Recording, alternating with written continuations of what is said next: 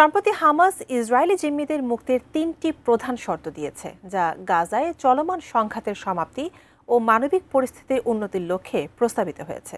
কি আছে হামাসের প্রধান ৩ শর্তে? বিস্তারিত থাকছে লিমা সায়ন্তীর ডেস্ক রিপোর্টে। সম্প্রতি ফিলিস্তিনের গাজায় যুদ্ধবিরতি নিয়ে ইসরায়েলের প্রস্তাব খারিজ করে দিয়েছে স্বাধীনতাকামী সশস্ত্র সংগঠন হামাস। অবশ্য পাল্টা একটি চুক্তির প্রস্তাব দিয়েছে তারা। তাদের প্রস্তাবটি হলো, ইসরায়েল যদি গাজায় যুদ্ধ করে ফিলিস্তিনি কারাবন্দীদের মুক্তি দেয়, তাহলে গাজায় বন্দি জিম্মিদের ফেরত দেবে তারা। তথ্যটি নিশ্চিত করেছেন হামাসের একজন জ্যেষ্ঠ কর্মকর্তা।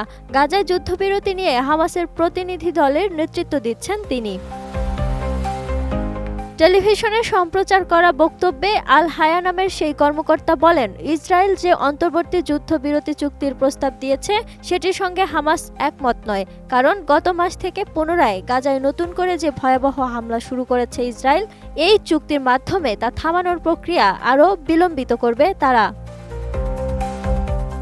হামাসের এই নেতা উল্লেখ করেন, নিজেদের রাজনৈতিক উদ্দেশ্য পূরণের জন্য ইসরায়েলের প্রধানমন্ত্রী বেনিয়ামিন নেতানিয়াহু ও তার সরকার আংশিক চুক্তিকে ব্যবহার করতে চাচ্ছেন। তিনি বলেন, ওই চুক্তির ভিত্তিই হলো ফিলিস্তিনিদের ধ্বংস ও অনাহারে রাখার মাধ্যমে যুদ্ধ চালিয়ে যাওয়া, এমনকি সব জিম্মির জীবনের বিনিময়ে হলেও তারা তা করতে চায়।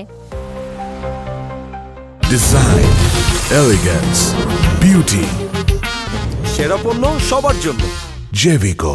ইসরায়েল সরকারের হিসাব অনুযায়ী হামাসের হাতে গাজায় এখনো বন্দী রয়েছেন ইসরায়েলি 59 জন জিম্মি। তাদের মধ্যে মাত্র 24 জন জীবিত আছেন বলে ধারণা করা হচ্ছে।